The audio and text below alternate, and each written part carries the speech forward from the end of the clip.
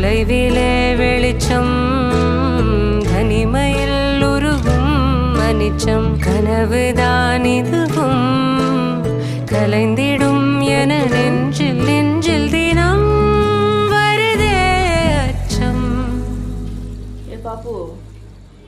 மேகதூதம் பாட வேண்டும் மேனி மீது சாரல் வேண்டும் காளிதாசன் காண வேண்டும் வானவில் வரும்